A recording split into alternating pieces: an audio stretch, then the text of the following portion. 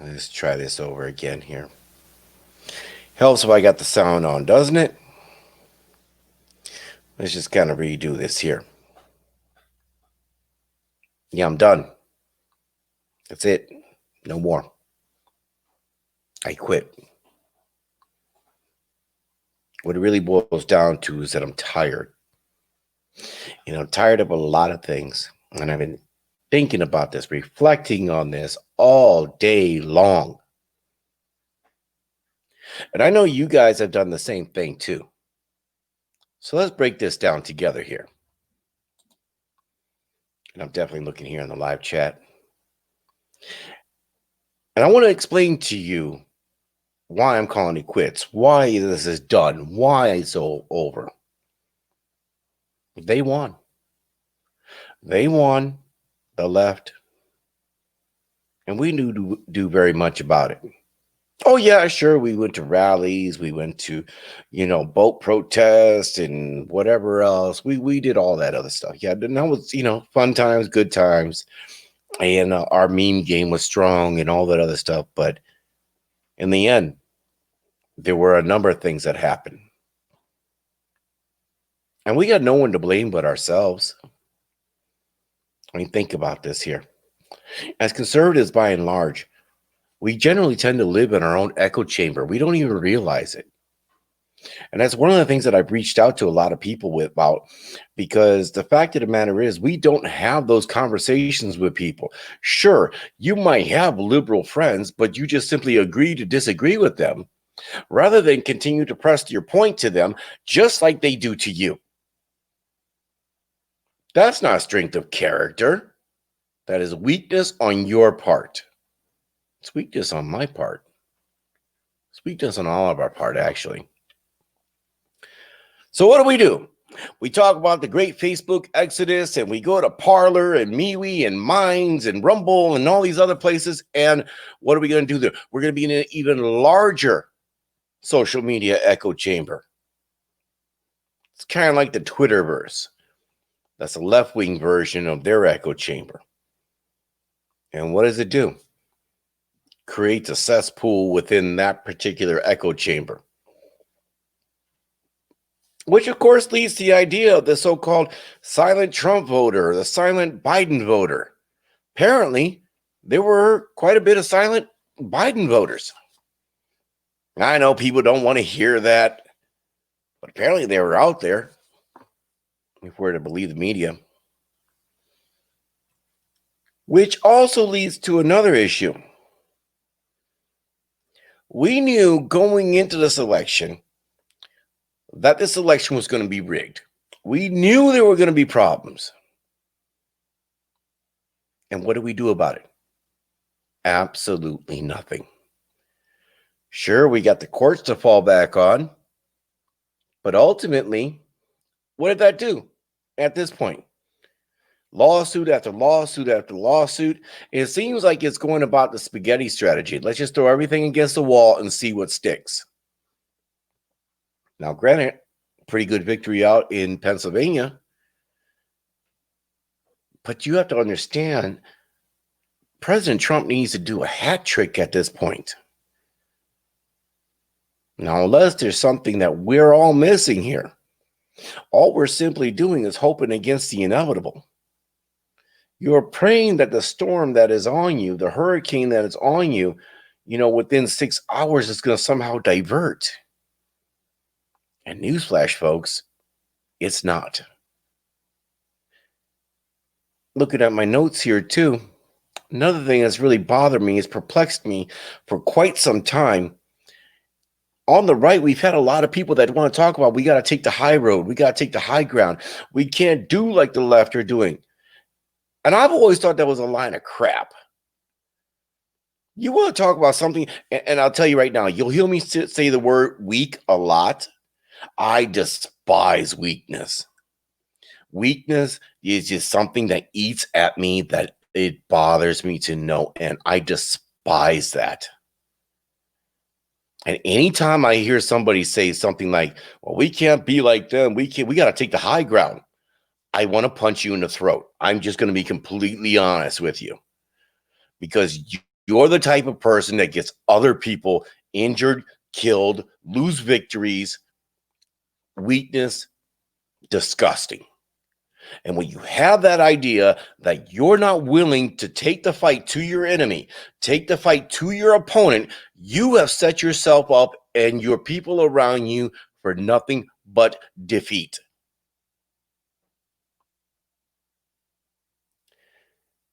There's an old axiom that says the only fair fight is the one that you walk away from.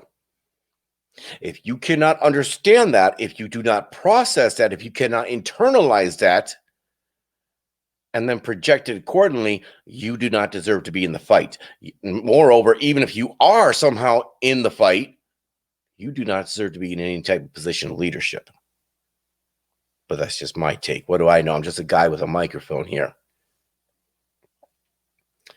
The other thing that's kind of bothered me, and I understand, we got these rallies going on here. You got the Million MAGA March out in D.C., but where's been the conservative will to fight? Now, I asked it honestly. For years under Obama, I heard things from the 3%ers, the oath keepers, and this, that, and the other. Where are you? You talked a good game. But now that the rubber's meeting the road, I ask, where are you? Don't see you. But I guess that's never mind. I mean, hell, you got your shiny new toys and everything, so whatever. And then let's not even begin to go into the whole idea of the weak and feckless leadership of the RNC from the state level to the federal level and everywhere in between and below. I live in a county right now where the Republican county membership, whatever, leadership is literally non-existent. You have to go to other counties in order to get information. You have to go to other counties to get Trump signs throughout this whole election. And the state RNC knows nothing about it. Their feedback, they're getting to you, is completely irrelevant because it doesn't happen. So when I take a look at that, when I take a look at all the nonsense that's been going on all over the place, you got Antifa just running around, beating people up. You've got, them just doxing folks, trying to take your job, doing all kinds of craziness. There was a guy right today at the Million MAGA March.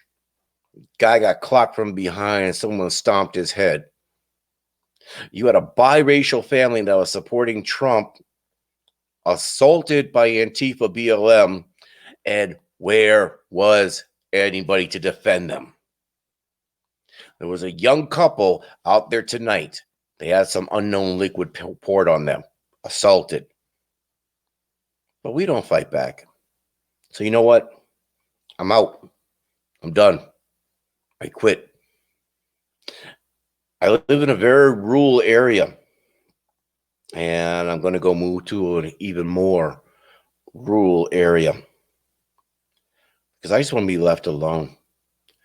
And I think a lot of us simply want that because ultimately I think when it comes is that we're tired. You're tired. The left, and I've made this analogy time and time again, and I want you guys to stick with me on this.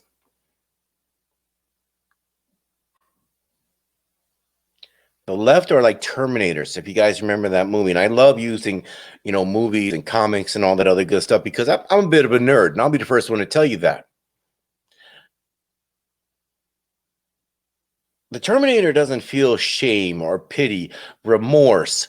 They don't feel, sympathy, anything like that. They have a job and they get to it. That is what we are dealing with. Because even in victory, they still act like they've been defeated. Even in defeat, they still act like they're victors. But they're constantly working. They have outworked the Republican Party time and time again. And they do not care if they hurt you, your family, your children, loved ones. Collateral damage is completely acceptable to them. And a lot of us, I know, just want to be left alone. And as I was thinking about this earlier today, how I'm putting this program together, I was hanging out with my son. And to be perfectly honest with you, everything that I've mentioned here today to you up to this point, I have given that some serious thought and consideration. It has been something that has weighed on my mind, and it is something that has been needed to be said. But I'm going to tell you, as I looked into the eyes of my son tonight, I was reminded of two things, two extremely important things. And I want to quote one of them to you right now. And there's a reason I want to do this here, because I have been in this fight for conservative causes for the last 20 some plus years. Now, I'm not high profile, anything else like that, but I remember being one of the very few conservatives of color back in the 90s. And boy, the hell I would catch. I didn't let it beat me down because I didn't care. But I want to remind you of something here as I looked in the eyes of my son, and he looked at me and he said, "Dad, you're my hero." And I'm like, dude, that's pretty cool. But it reminded me of a quote, though, because again, I'm a self-professed nerd. And one of my favorite heroes is an anime character by the name of All Might. And one of the things he said to one of his pupils, he said, if you feel yourself hitting up against your limit, remember for what cause you clench your fist. Remember why you started down this path, and let that memory carry you beyond your limit. And that was something that it struck and it hit me, and it really, really resonated with me. And it resonated with me because that is the same thing that I've told him time and time again. Darlene, Kimberly, how are you guys tonight? It is something that has resonated and has struck with me. Now, all the criticisms that I've said up to this point, I maintain them to be true. If you do not understand at this particular point in time that fighting the old way, taking the high road is the way to go, then yes, you have doomed us to failure. No doubt. But I'm not telling you need to lie and cheat, but I am telling you need to get in the mud. Do we live in an echo chamber as conservatives? You damn straight we do. We do live in an echo chamber, and we need to break that. And I know a lot of folks there. Hilario De Leon is one of them, Christopher Lawrence, several others. They go out into these various communities, and they're knocking on doors, making phone calls, doing all kinds of things that I couldn't do or as good to the level they do. But they're breaking out of those echo chambers. I'm having those conversations with people. You know, we know the election was rigged. How the legal case is going to play out? Well, I guess, you know what? I think the best at this moment, all we can do is let the president know we will support him. But in the end, there are questions that need to be answered, and things are going to get dark before they get better. I talked about the weaknesses in Republican leadership earlier tonight. How do we go about that? How do we take care of these things? Well, there needs to be a new generation of leadership, and I think we are starting to see that now. So yes, all the criticisms and everything else that I've talked about tonight, yes, I do stand by them. I do hold them as valid and true. But there was one thing that I was wrong about. Because even though, like I said, I am tired, Darlene, you said it best right over here. And let's put this here. I got to get this comment here. I got to put this up here in the screen. Come on, let's get that up there. There we go. Darlene mentioned, she goes, I'm tired. I've been doing this for 49 years, but I never give up. And that's exactly it. We can't give up. Because again, when my son told me that, Dad, you're my hero, I can't give up on that. I can't give up on him. I can't give up on this country. I can't give up on our Constitution. I can't give up on the things that I hold dearest to me, because you know what? These are the things that I want my children. This is what I want my legacy to be to my children. And as tempting as it is to want to be done, to want to quit, We have to keep in mind that, you know what, we're not alone. And I think that's the hardest part right there, because oftentimes, and I've had a conversation yesterday with a very, very outstanding young lady. And one of the things that we were talking about was throughout the whole race riots over the summer, she was questioning whether or not she was a racist. She was questioning whether or not, am I a bigot? Am I a racist? I mean, what am I doing wrong here? And you see, the problem here is that the left are exquisite at this. They like to browbeat you. They like to just gaslight you. And they tell you over and over again, because if somebody tells you that you are a bad person enough times, eventually you will start to question it. Eventually you will start to believe that. And eventually you will be worn down to the point where you just accept the fact that that person who's gaslighting you is telling you the truth about yourself. And we can't allow that to happen. We have to push back. We have to be willing to fight. We have to be willing to take the fight to the left. Now, I'm not telling you to go out there and get into some kind of street altercation, but I am telling you, if somebody punches you, you knock them out. I am telling you that if someone yells in your face, then you need to get back at it. You can't just keep backing down and cowering away. You can't just say, I'm drawing the line in the sand here, and push back and say, here's my line. Because eventually when you do that, your opposition is going to understand that no matter how much you think you're drawing a hard line in the sand, they can keep pushing you back. Why? Because they've done that over and over and over again. It's a great point there, Darlene. But the issue here is, have enough of them been woken up? Because and that's enough. That actually, I think that might be a whole nother show, but that's a great point. Because look at how many people, despite all of the news that's out there, despite the fact that we have these wonderful little things, these wonderful little smartphones, you have all the knowledge in the world. How many people are regretting their vote for Biden at this particular point? The possibility of a lockdown, the possibility of, mask mandates nationwide. There's a lot of people that are regretting that, a lot of low information people. So I guess ultimately what I'm telling you guys here is that while there are a lot of things to complain about on our side, and there are, and they need to be fixed.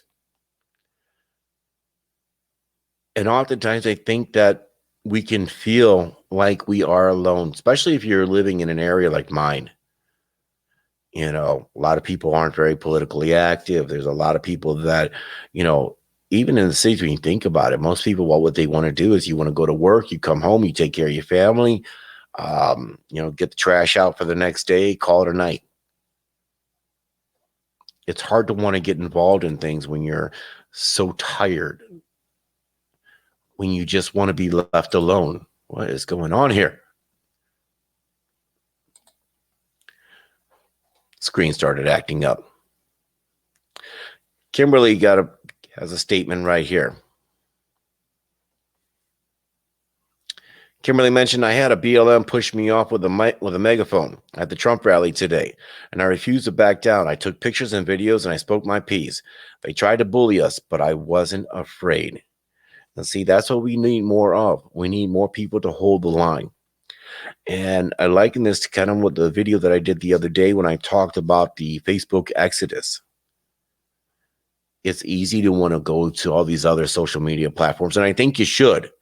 But at the same point, you need to hold the line on Facebook, on Twitter, on YouTube. Let them ban you, and then double down and get back on there again with another profile. It is easy to want to quit, and you like to think that you're going to be somehow immune to things if you just kind of pick up your toys and go home. But I want to read something to you here. Christopher Lawrence posted this here. Many of you guys familiar here in Wisconsin know Chris. He's a great guy. He's been involved in politics for quite some time here within the state of Wisconsin.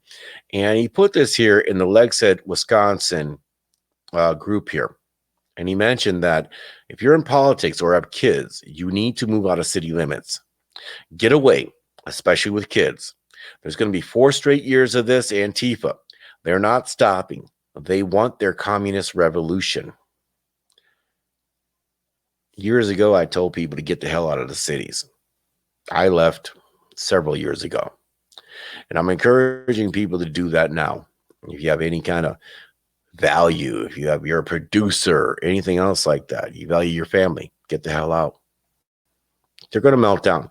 But this is where I think conservatives tend to think that if we remove ourselves from an equation, that somehow it's not going to affect us.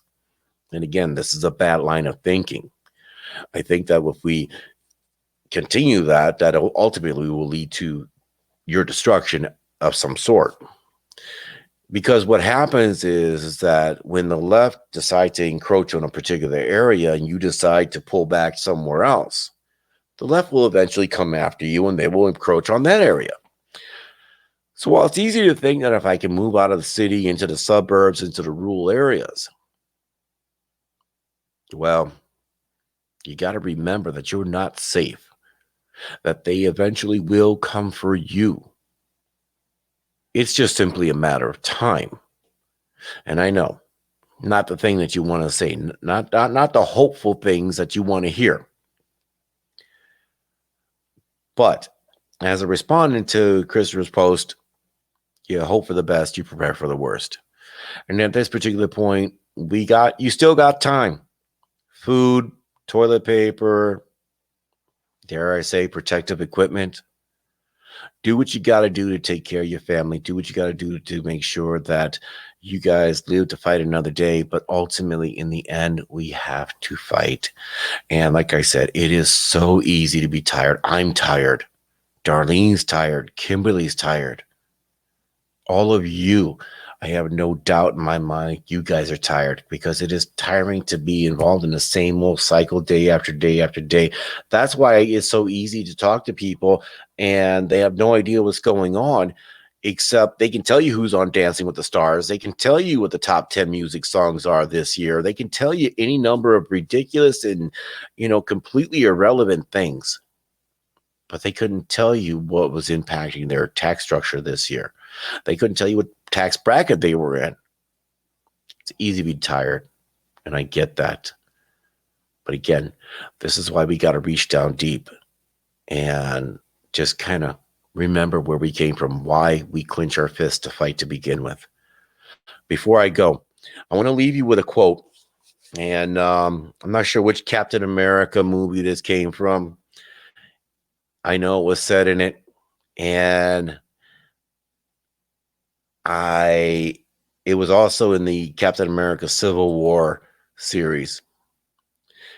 And I love the quote because it really, I think, speaks to the heart of what we have going on today. And here's the quote here. Doesn't matter what the press says. Doesn't matter what the politicians or the mob say. Doesn't matter if the whole country decides that something wrong is something right. This nation was founded on one principle above all else. The requirement that we stand up for what we believe, no matter the odds or the consequences. When the mob and the press and the whole world tell you you have to move, your job is to plant yourself like a tree next to the river of truth and tell the whole world, no, you move. And I love that quote. I just something that's always stuck with me for years. Let's see here. I want to get to this comment here. Another one from Darlene. I've been fighting this battle in Milwaukee County for a long time, and it would be nice to move to a much safer and quieter place, but I'm staying here to fight for us. Here, let me give you another fun, nerdy, anecdotal story. Because, again, nerd comic book culture, that whole bit. I said I wasn't going to be here more than 15, 20 minutes, and lo and behold, here I am. We're hitting up on a half hour. So in the comic books, they were like these two characters, and I could give you the names and everything, but then we'd be here at least an hour. But basically, it was one guy who he liked going to planets, and he would literally consume the planet. He would consume the planet because it's not because he was evil. He consumed the planet because he needed to. And there was the other guy, the other party. This guy was a intergalactic despot. Like literally, he would go world after world, just destroying them, using the fodder for his army. And so, what's Galactus, the devourer of worlds, went to this one planet, Apocalypse, and a battle ensued. The armies of Apocalypse tried to defeat Galactus. Galactus just wiped them out. Galactus was going to consume this planet. However, as he had everything set up, as he was ready to destroy this planet, to consume this planet, so that he can live another day, he realized that the planet was dead. And what ultimately happened, he had a conversation with the tyrant, and he's like, your planet's dead. Why did you defend this planet, this dead planet? You sent army after army at me, knowing this planet was dead. And the despot responded, because it's mine. And when I think about what's going on, whether you're in Milwaukee like yourself, Darlene, whether you're here in Wisconsin, whether you're anywhere listening in, ultimately, no matter who's in leadership, we have to defend this country, tired or not, because it is ours. And as Reagan said, there is no further place to go. This is it. So, all right, guys, I know not the most cheery of videos, but please make sure you leave your comments below. I'll be posting this up on YouTube and all the other social media platforms down below. Like I said, not the cheeriest of videos, but I wanted to kind of get this out here because, yes, it's very easy to feel what I talked about earlier tonight. And I think there's a lot of people that do feel that, especially now, post-election. Now, the election ain't over by a long shot. But even still, you're getting browbeat by the media, being browbeat by your so-called friends and associates. Don't let it get you down. Yeah, you're tired. I'm tired. At the end of the night, when you put your head on the pillow, you can say that's it. But I quit. That can't be in our vocabulary. It's tempting, but we can't let it happen. All right, guys. Thank you very much for joining in here tonight. Good night. God bless you. And I will see you guys later on. Take care.